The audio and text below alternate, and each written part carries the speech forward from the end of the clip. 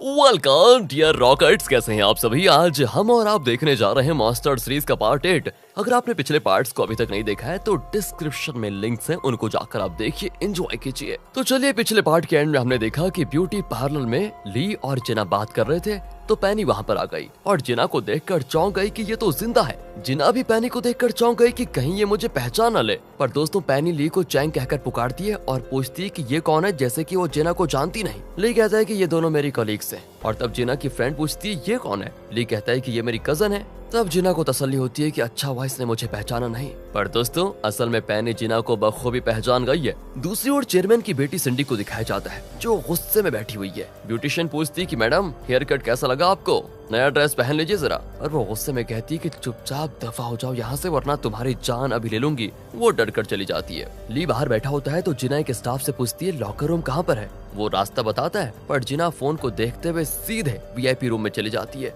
वहाँ पर दोस्तों बहुत ही एक्सपेंसिव ड्रेसेस होते हैं। इसी बीच सिंडी बाहर आती है और ली को घूरती है कि तुम्हें ना मैं सच बता रही हूँ, छोड़ूंगी नहीं। वो ब्यूटिशियन की असिस्टेंट से पूछती है कि वीआईपी रूम कहाँ पर है। वो भी बता देती है और कहती है कि मैडम, अंदर आपकी मदद के लिए हमारे एक स्टाफ है। सिंडी दोस्तों वीआईपी रूम में जाती है, लेकिन अंदर स्टाफ नहीं बल्कि जिना होती है। वो हर ड्रेस को अपने ऊपर रखकर देखती है कि ये मुझ पर कैसा लग रहा है। एंड तभी सिंडी को देखकर वो तुरंत उस ड्रेस को रख देती है। पर सिंडी कहती है कि हाँ, मुझे वही ड्रेस चाहिए। जिना कहती है कि सॉरी, मैंने गलती से ये ड्रेस निकाल लिया था। पर वो तो जिना को स्टाफ समझकर चिल्लाने लगती है कि मुझसे बहस मत करो और वो ड्रेस निकाल कर दो। जिना दोस्तों समझ नहीं पाती कि ये इस तरह चिल्ला क्यों रही है। इसी बीच सिंडी इतना गुस्सा होती है कि वो जिना को चांटा मार देती है कि मेरी बात क्यों नहीं सुन रही थी तुम। जिना तो दोस्तों एकदम शॉक हो जाती है, लेकिन खुद को संभाल कर चली जाती है। और जब हम सोच रहे होते हैं कि ये बाहर जाने वाली है तो जिना दरवाजा लॉक कर देती है। और फिर देखिए, वो आकर शिंडी से कहती है तुम पागल हो क्या, ना जान ना पहचान, और तुम मुझे जानती तक नहीं। फिर तुमने मुझ पर हाथ कैसे उठा दिया है, किसने दिया यक तुम्हें। और तो छोड़िए दोस्तों, जवाब में वो भी झगड़ने लगती है।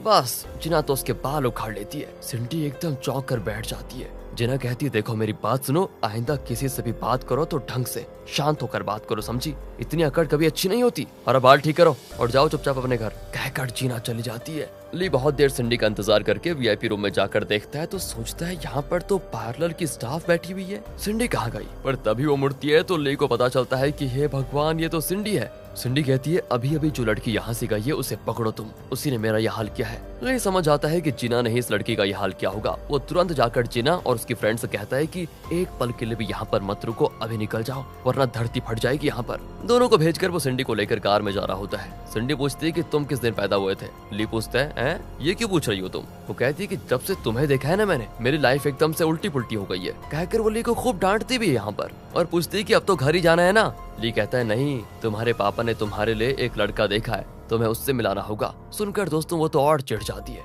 असल में चेयरमैन ने पॉल के बेटे के साथ सिंडी की शादी करने का तय किया था, इसलिए ली उसे पॉल के घर लेकर आता है। वहाँ चेयरमैन भी होता है और पॉल के बेटे से, जिसका नाम है जूड, उससे पूछता है कि देखो ये मेरी बेटी है, कैसी लगी तुम्हें। जूड कहता है कि फोटो में जितनी खूबसूरत थी उससे ज्यादा खूबसूरत दिख रही है, सच बताऊं तो। लेकिन दोस्तों सिंडी तो यहाँ पर शादी के नाम से चिढ़ जाती है और ली का हाथ पकड़ लेती है। ली डर जाता है कि अरे ये क्या कर रही हो तुम, तुम्हारा दूल्हा उधर है, जाओ उसके हाथ पकड़ो। पर सिंडी सबके सामने कह देती है मुझे तो ये पसंद है, शादी करूंगी तो इसी से।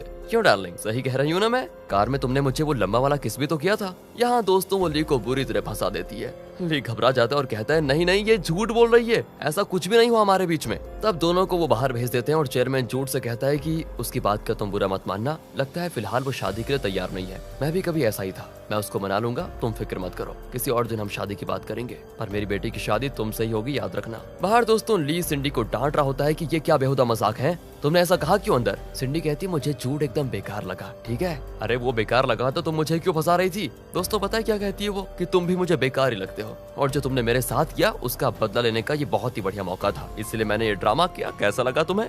और मुझे पता है कि मेरे पापा तुम्हें जरूर काम से निकाल देंगे, एक तीर से दो निशाने, कैसा लगा तुम्हें। तब उसके पीछे से चेयरमैन को आते देखकर ली सिंडी को अपने पास खींच लेता है और पूछता है तो फिर कब शादी करे डार्लिंग। सिंडी कहती छोड़ो मुझे, मैं क्या पागल हूँ जो तुमसे शादी करूंगी। इस तरह वो सच उगल देती है जिसे चेयरमैन भी सुन लेता है। चेयरमैन अपनी बेटी की असलियत जानकर बड़ा गुस्सा होता है और कहता है मैं तुमसे अकेले में बात करना चाहता हूँ, चलो मेरे साथ। और तब चेयरमैन की वाइफ ली से कहती बेटा उसके बर्ताव के लिए मैं माफी मांगती हूँ तुमसे, तुम उसका प्लीज बुरा मत मानना। यहाँ से दोस्तों सीधा स्पीडी में दिखाते हैं कि एक्सेस लेवल 2 पर है। जेजे कोई सीक्रेट डेटा एक्सेस कर रहा होता है, उसमें T9 कार्सिनोजन का जिक्र क्या होता है। अब जेजे समझ जाता है कि नाथन अपने पिता की जानकारी के बिना कोई बड़ा ही खतरनाक काम कर रहा है। इतने में ली को देखकर वो तुरंत उसे क्लोज कर देता है और ली से कहता है कि कैसा चल रहा है तुम्हारा काम, इसी तरह बेटा मेहनत करते रहो, खूब आगे जाओगे। ली को शक होता है कि जेजे कभी एसपीडी के अंदर नहीं आता था, अब अचानक यहाँ पर क्या करने आया होगा। और जेजे के जाने के बाद वो सिस्टम को एक्सेस करने की कोशिश करता है, लेकिन एक्सेस डिनाइड आता है। दूसरी ओर जेजे को उसका असिस्टेंट कॉल करके बताता है कि नाथन सारे नए ज्वाइनीज को एक पार्टी दे रहा है, सब वहीं गए हुए हैं। अब जेजे घबरा जाता है कि अगर एंड्रयू ने नाथन से कह दिया कि मैं तुम्हारा भाई हूँ तो बड़ी मुसीबत हो जाएगी। जेजे असिस्टेंट से कहता है कि एंड्रयू को पार्टी से बाहर करवा दो कैसे भी करके।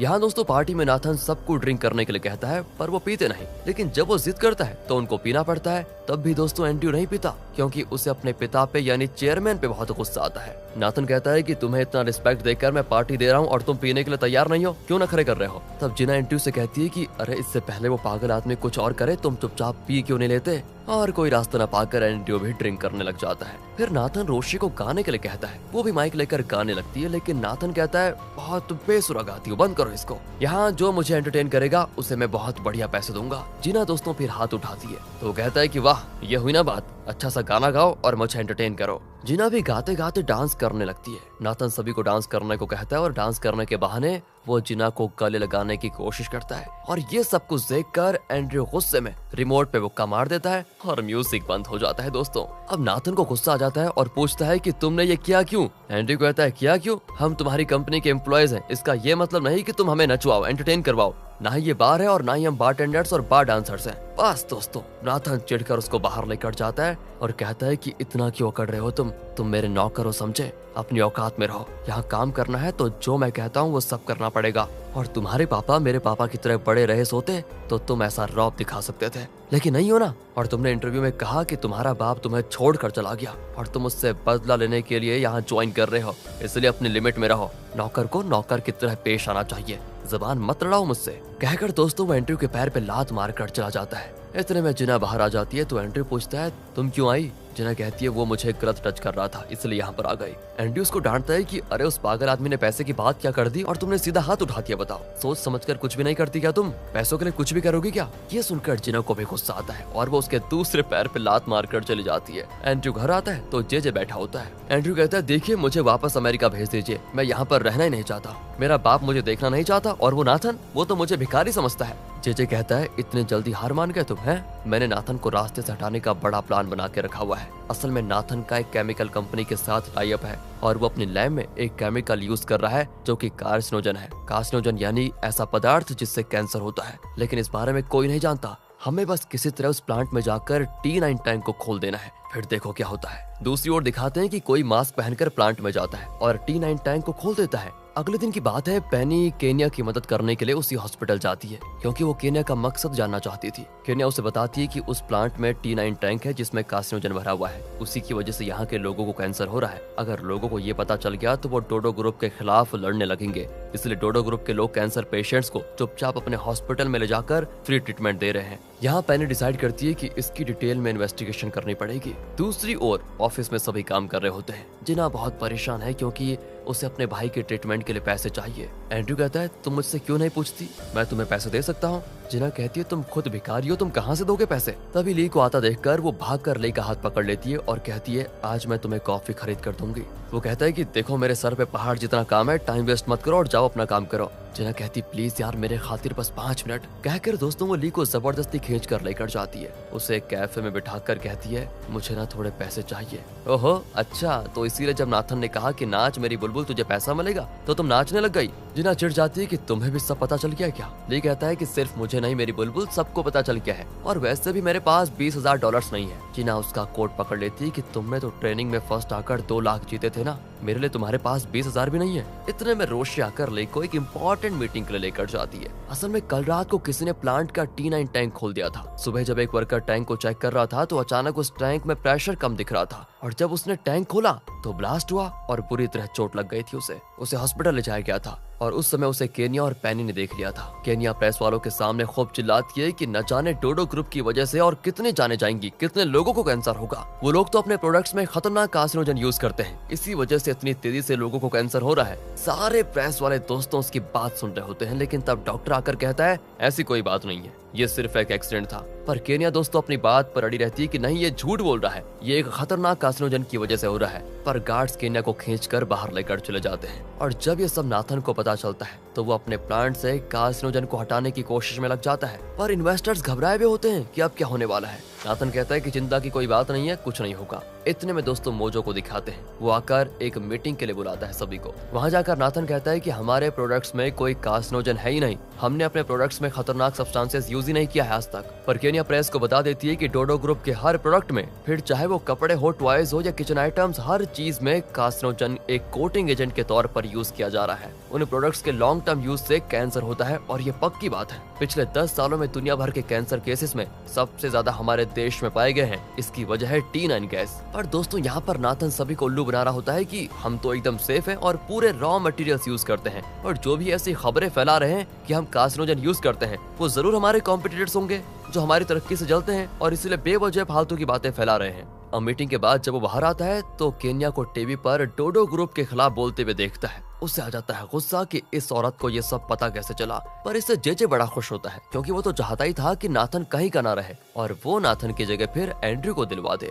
नाथन बहुत टेंशन में होता है और तब मोजो आकर कहता है कि तुम लाइव टीवी पर आकर बात करो, तभी सबको हम पर विश्वास होगा। वो भी लाइव टीवी पर आकर इंटरव्यू देने चला जाता है। असल में उसे एक स्क्रिप्ट दिया होता है जिसके आधार पर उसे बात करनी है। वो टीवी पर आकर कहता है कि बात यह है कि उस वर्कर ने गलत बटन प्रेस कर दिया था जिसकी वजह से वो ब्लास्ट हुआ और जो लोग अफवाहें फैला रहे हैं कि हम कार्सिनोजन यूज करते हैं उस पर हम कानूनी कार्रवाई करवाएंगे। केनिया, पैनी और किमी टीवी पर ये सब कुछ देख रही होती है। हालांकि उनके पक्ष में सच है, लेकिन इतनी बड़ी कंपनी के खिलाफ वो कुछ नहीं कर पाती। पर तीनों किसी तरह नाथन को उसके किए की सजा दिलवाना चाहती है। दूसरी ओर लाइव टीवी में इंटरव्यू के बाद नाथन और मोजो ऑफिस में खाना खाने आते हैं। तब ली एक स्टाफ से कहता है कि टेबल पर लगे प्लेट्स और बाकी चीजें हटा दो, उसके बदले में डोडो ग्रुप में बने हुए प्लेट्स, बाउल्स और क्रॉकरीज अरेंज करवाओ। स्टाफ बिल्कुल वैसा ही करता है, पर नाथन ये बात नोटिस नहीं करता और डोडो ग्रुप की बनाई हुई प्लेट्स और बॉल में मजे से खाना खाता है। ली कहता है कि सर, ये सारे बॉल्स और प्लेट्स हमारी कंपनी के बने हुए हैं। और ये सुनते ही नाथन तुरंत मुंह से खाना थूक देता है और कहता है मुझे ये खाना अच्छा नहीं लगा, चलो किसी और अच्छे रेस्टोरेंट में जाकर खाते हैं। कहकर वो चला जाता है। दोस्तों अब ली को यकीन हो जाता है कि वाकई में ये डोडो ग्रुप के प्रोडक्ट्स में कार्सिनोजन मिल रहा है